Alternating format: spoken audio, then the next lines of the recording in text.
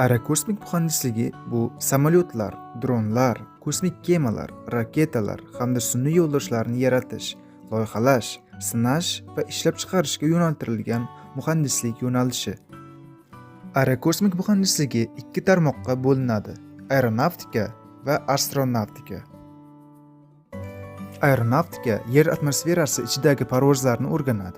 Samolyotlar, vertolyotlar va dronlar shular jumlasidan aerodinamika, strukturalar va havo bilan ishlovchi dvigatellarni qamrab oladi. Astronavtika esa yer atmosferasidan tashqaridagi parvozlarni o'rganadi. Raketalar, sun'iy yo'ldoshlar va kosmik kemalar shular jumlasidan hisoblanadi. Vakuum, kosmik muhit va ekstremal sharoitlar muammolarini hal etishga harakat qiladi.